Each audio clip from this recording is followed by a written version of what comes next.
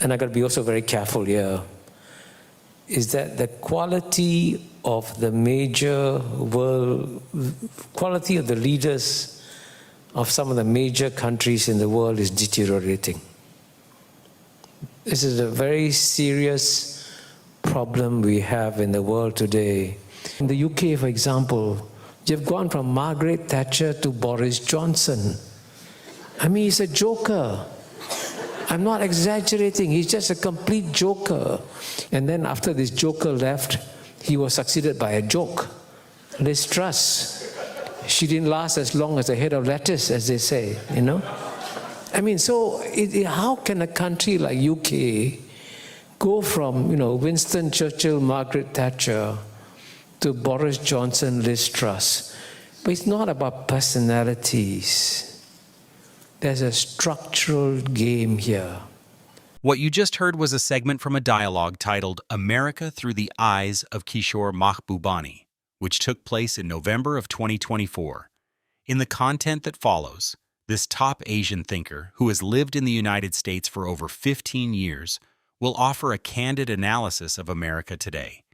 He will begin by pointing out how America, the very country that once taught the world the gospel of free trade, has shifted its stance on this core principle.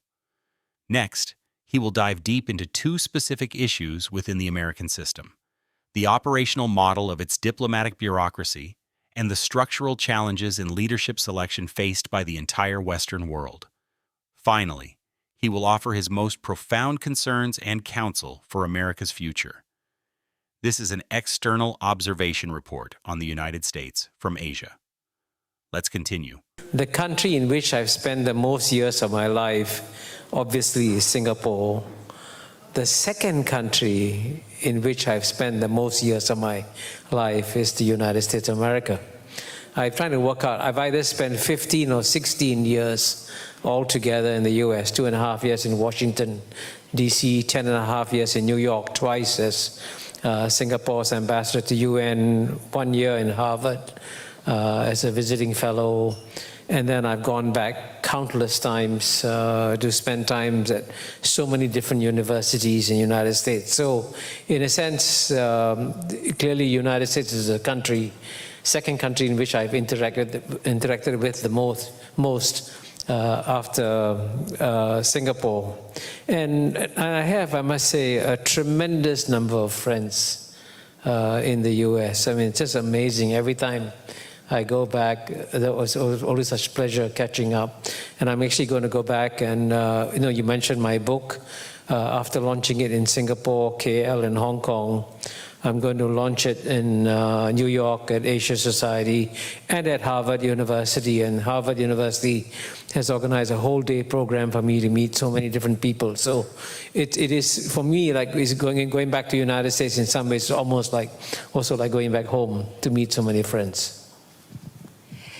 So as you were writing, there's so many parts of the book that I highlighted, and I guess one of the earliest things one of the first things that we've been talking about during this conference continuously through the 2 days has been about trade. And as you might be aware, earlier today we had Ralph Ives and Tommy Koh with us talking about the U.S.-Singapore Free Trade Agreement. And so I suppose just to connect what we've been talking about over the 2 days and what the conversation we had earlier today, in the process of writing your book and reflecting upon the interactions that you've had with certain U.S. leaders in thinking about free trade, what is your opinion on how successful the U.S.-Singapore Free Trade Agreement has been over the last 20 years, since we're celebrating the 20th anniversary today? Well, I'm glad you had the real expert, Tommy Koh, in this room, because Tommy, as you know, negotiated the U.S.-Singapore FTA.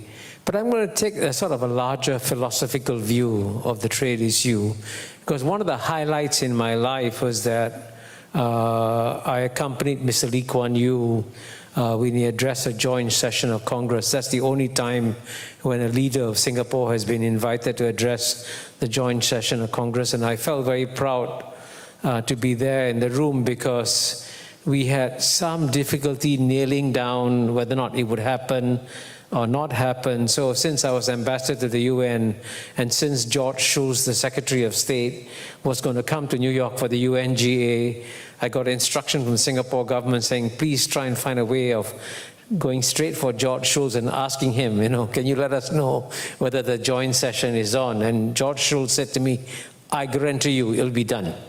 So I conveyed the message that the joint session speech would happen. Then the reason I mentioned that is that one of the most powerful speeches that Lee Kuan Yew ever gave was a speech that he gave to the joint session in Congress, and it was all about trade. And it was, at the end of the day, it was a love letter from Mr. Lee Kuan Yew to the United States of America saying, thank you very much for telling us about the principles of free trade. Thank you very much for telling us to open up our economies. And thank you very much for stimulating this tremendous growth in East Asia, right? So that's 1986 or 87. You fast forward almost 40 years. And I think if Mr. Lee Kuan Yew were alive today, he would have great difficulty giving the same speech on trade. Because I know, I have many good friends in the US, and there's a tremendous backlash against free trade in the United States. And the paradoxical moment, the great paradox about the moment that we are living in today is that the countries that are succeeding in the world are succeeding because their leaders learn some brilliant lessons on the importance of free trade from American universities. So they take all their learning from American universities, they're applying it, and they're doing well, they're thriving. And in the previous session, you already saw, Taimur talking about the excitement in Malaysia. And so what's driving that? American ideas. Again, about opening up trade and so on and so forth. So the paradox is that while most of Asia is embracing these ideas of free trade, the United States sadly is walking away from it. And that the reality is that, for example, if you take the Trans-Pacific Partnership, that was very much something that was designed to ensure that the United States had a long-term vested interest in staying in this region. There were sound geopolitical trade reasons for the CPP, but then boom, United States decided to leave. And I think that's very sad. And if there's anything we can do, I know it's going to be very difficult. I'm extremely aware of the political complexity within the United States today. It'd be extremely difficult to get any presidential candidate to say, hey, if you vote for me, I'll join CPP. That's a vote loser, right? We know that. So the question, therefore, for us in Asia is, against this political backdrop, where there's incredible backlash against trade in the US, how do we ensure that the United States remains engaged in this region?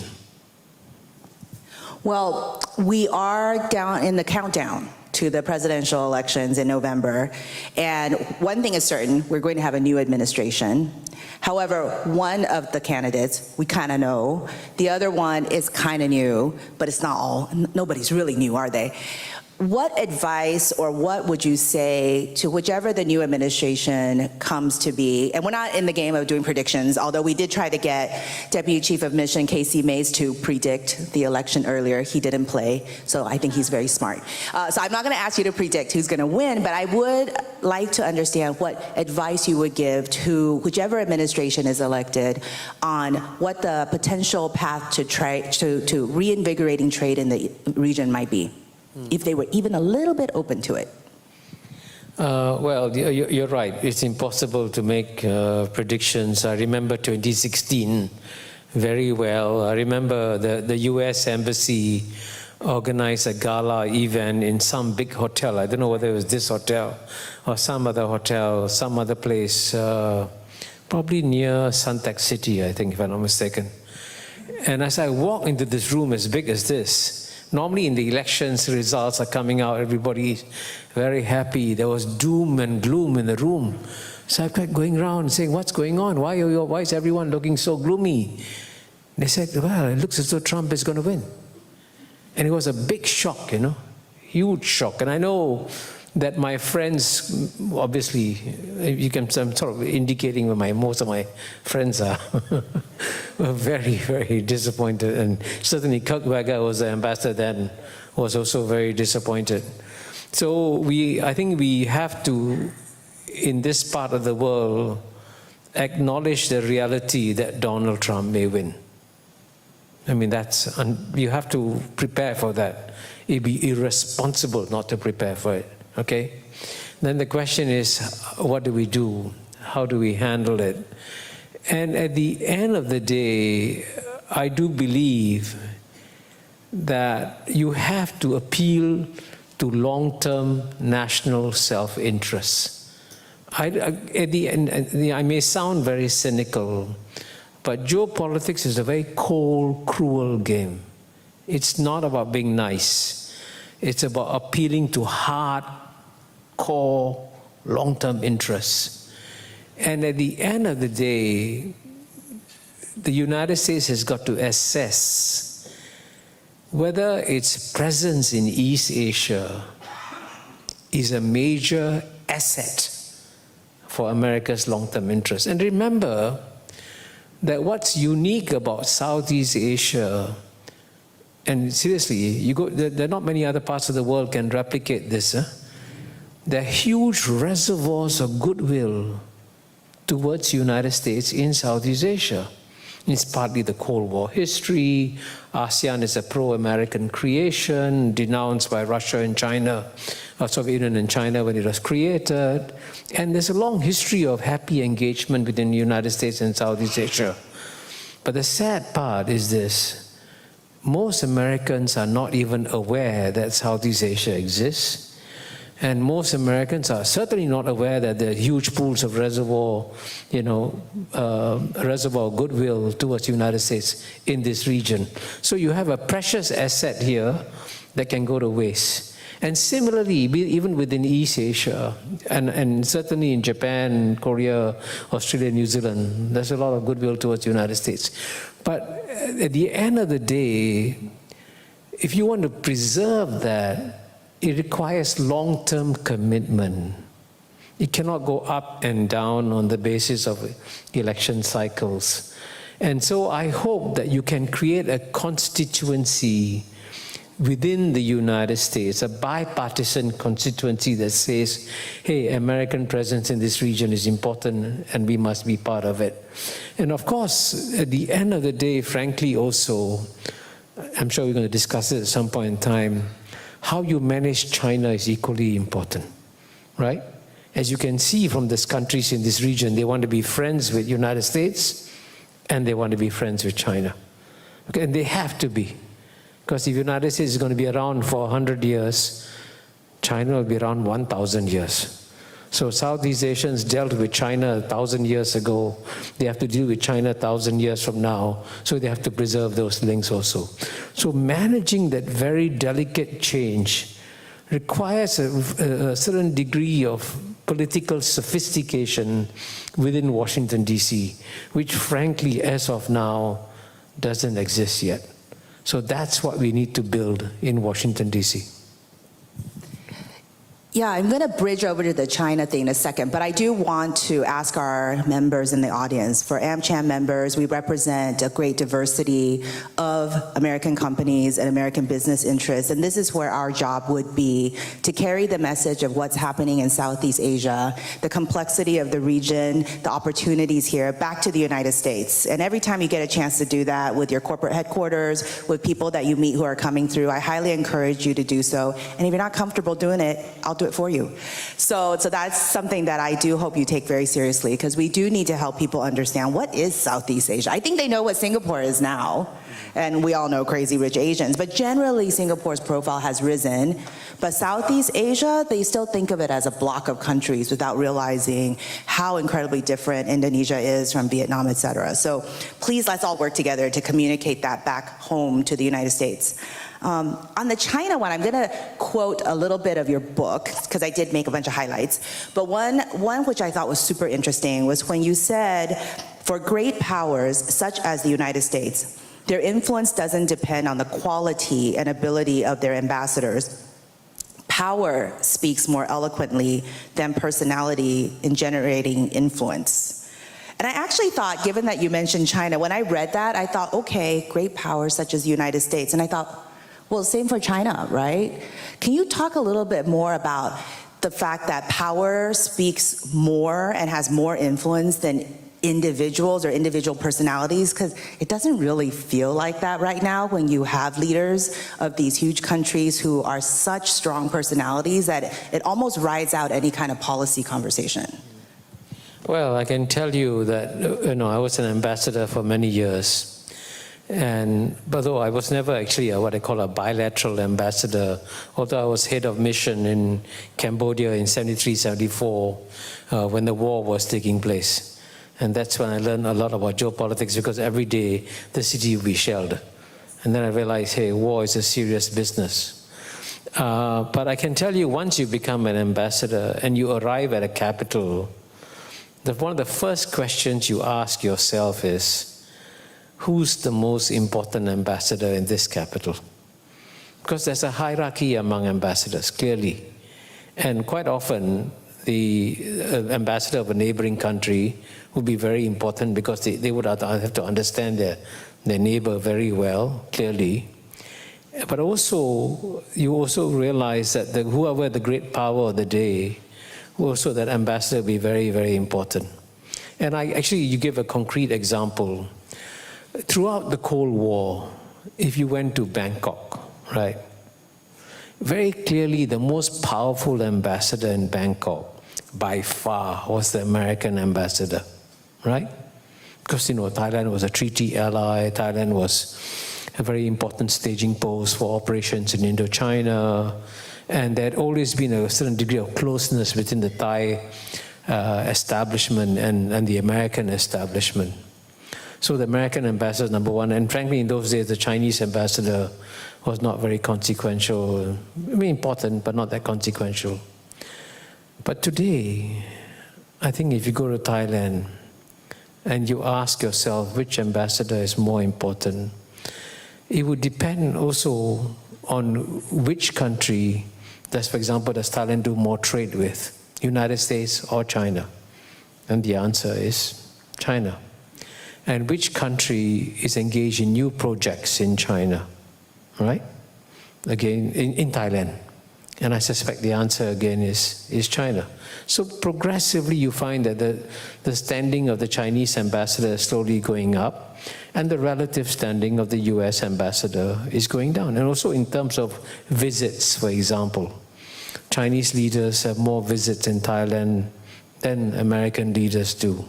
In fact, I can tell you this, one American diplomat based in Southeast Asia one day called me up and said, Kishore, help me. This was in a year when there was another crisis in the Middle East, and the Secretary of State, Condoleezza Rice, was debating whether or not to come for an ASEAN meeting. And this American diplomat said, Kishore, help me persuade Condi, she must come for the ASEAN meeting, So that's the kind of consistency of attention that China gives to Southeast Asia then becomes a plus, whereas the inconsistency of the United States becomes a minus, and then that affects the ranking of ambassadors too. So it is a reality, but it keeps changing all the time. It's dynamic. So for example, let's say if the United States decides to mount a major ASEAN initiative, which to some extent Joe Biden tried to do by inviting the ASEAN ambassadors to the US and so on and so forth. Let's say if the United States proposes a new working arrangement with ASEAN, then things can change. But at the end of the day, it's partly a reflection of your power and your commitment to the region, and not personality. And that's a reality of international relations. Well, speaking of how the United States ambassadors are perceived outside of, in various countries around the world, and even just the different ambassadors and the shifting of importance, there's something else you wrote in the book that I thought was, when I read, I thought, ouch. And we do have some folks from the U.S. Foreign Service in the room, so you all brace yourself if you haven't read this already. But in the book, Professor Mahbubani wrote, American Foreign Service is demoralized and much less effective. Something has clearly gone wrong. And I've only taken 2 sentences out of about 8 to 10 sentences in that vein. And just out of curiosity, because we talked about the importance of having ambassadors be engaged in the country that they're in, and we do have also other ambassadors in the room, including my good friend, Ambassador McGrath from Ireland. You know, this idea that the Foreign Service in the United States, and possibly you can help us compare and contrast a little bit with other countries' Foreign Service. Are we, as Americans, do we really have a Foreign Service that is demoralized and clearly gone wrong? Well, I mean, as you know, I've dealt with American diplomats from the time I joined the Foreign Ministry in 1971, so that's about 53 years. And I can tell you, when I was in Cambodia, I became very good friends with my American counterparts there, and they were brilliant diplomats. Some of them got awards from the State Department, like Tim Carney did, and Tom Anders, and then when I went to Kuala Lumpur, my next posting, I had an extremely close relationship with Ambassador Miller, and then with Frank Bennett and another diplomat whose name will come to me in a second. But I can tell you that, for example, some of you may know I'm married to a girl born in New Jersey called Anne Markey. The person who introduced me to Anne Markey was Frank Bennett, an American diplomat. So, you know, I had very close ties with them. But at that time, you know, the American diplomats were engaged, happy, confident about their future in their service. Quite a few of them would advance and become ambassadors. Now, this is data that is available by Google. Just ask yourself a simple Google question. How many ambassadorial appointments in the US Foreign Service had political appointees, and how many had career Foreign Service officers? If I'm not mistaken, don't hold me to this, the long-term ratio used to be about 70% for career Foreign Service officers. And that's very important, because when you join the Foreign Service, your aspiration is to become an ambassador, right? You want to reach the top. And so if you have a large pool of ambassadors to choose from, your statistical odds of becoming an ambassador are much higher, because only 30% are political appointees. Don't hold me to this, but I think now the ratio is reverse. Now it's 70% political and 30%. Please Google and check this, okay? This is, let me know. But it's moving in that direction. So as a result of it, if you join the State Department, sadly, this is true. If you are lucky, you can become ambassador to Mali, to Congo, to Guinea-Bissau, but London, Paris, Tokyo, Seoul, Singapore, you know, you name all the major capitals, it's all political appointees. And of course, it is good that you have political appointees. I'm not saying it's bad. In fact, Singapore appreciates having political appointees, because political appointees gives us access to the White House. So we like having political appointees. I'm not saying go towards zero political appointees. That would be wrong. But at the same time, you must create enough opportunities for your career Foreign Service officers to also succeed and do well. And I think some of the ones who became, there's a special term you have in the State Department, I think it's a career ambassador post. Those posts are very important as aspirational posts for diplomats rising up the ladder. And I met some more successful diplomats like Tom Pickering, for example, who's a legend, right? He's a good friend of mine. And he's a career Foreign Service officer. But he could rise to the very top, right? Now that's what you need to create also within the Foreign Service, and which is what we have done, for example, in the Singapore Foreign Service. We used to have lots of political appointees too, but now they're almost all career-based ambassadors. Right, thank you so much for that candid assessment. There's always room for improvement, right? So I wouldn't feel too bad about it, but it's something to think about, especially as we represent ourselves on the foreign stage. I'm about to open this up to the floor, and I think I just want to close off with something I read that I think is worthwhile for us to remember, because there are many leaders in the audience who are currently working in public affairs, folks who are, we have some students in the audience too, who are thinking about a career in public service. And you mentioned that as you were thinking about it for the LKY School of Public Policy and working with a consulting firm, actually I should just say the name because they're a member too, McKinsey, the 4 areas you thought were important were economics, politics, leadership, and management, which is kind of an interesting mix for a School of Public Policy to educate its leaders on. Before we transition to opening up to questions, would you like to comment on how you envision the leaders of tomorrow in public service? Well, I mean, one of the saddest things about our world today, and I got to be also very careful here, is that the quality of the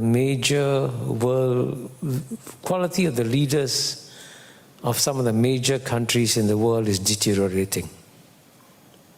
This is a very serious problem we have in the world today. And of course, I mean, this I can say openly because I've said so publicly many times. You know, the UK has traditionally produced some of the greatest leaders in the world. Winston Churchill clearly was one of them. I mean, Margaret Thatcher was another. I can tell you, when Mr. Lee Kuan Yew was stepping down in 1990, I accompanied him on his farewell tour of Europe. So we met Margaret Thatcher in London. Incredibly impressive woman.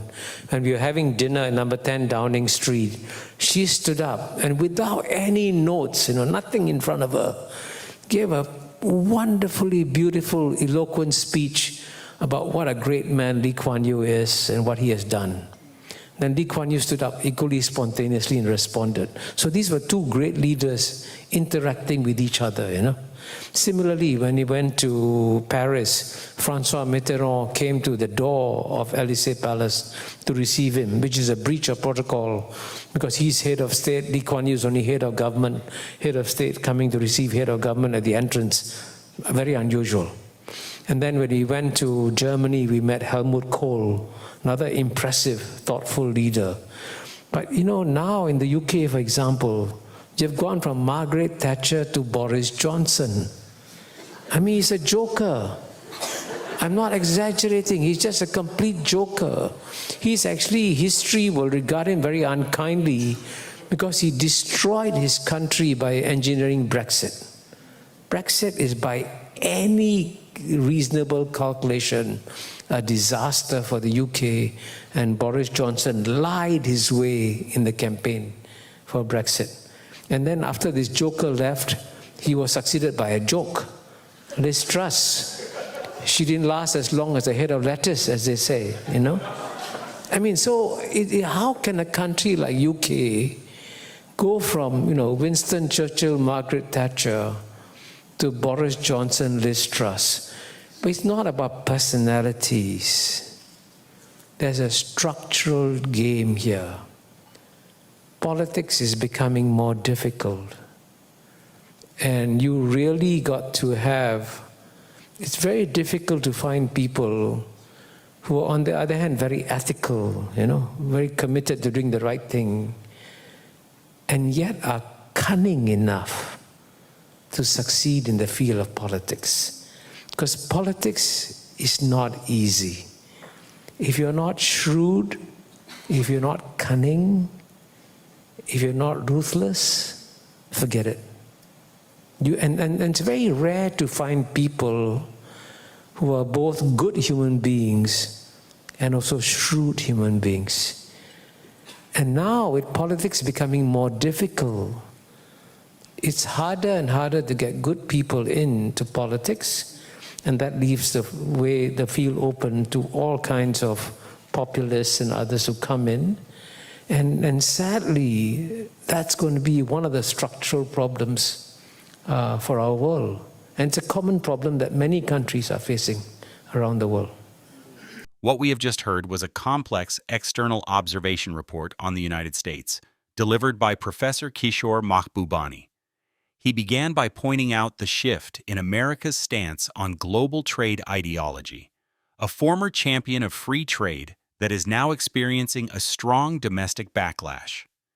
He then delved deeper, diagnosing some issues in America's systemic operations, highlighting how its diplomatic elite corps is being challenged by the prevalence of political appointments.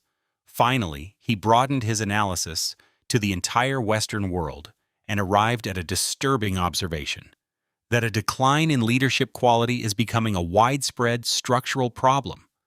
This candid analysis from an Asian intellectual leaves us with several topics worth discussing. Why would a superpower that once led globalization experience such a strong anti-trade sentiment internally? How should a nation's diplomatic system strike a balance between professionalism and politics? And what are the structural reasons behind the decline in leadership quality that Mahbubani observed in the West? We are eager to read your thoughts on these questions in the comments below. If you believe this candid observation report from Asia has provided you with valuable insight, please like, share, and subscribe to our channel. Thank you for watching.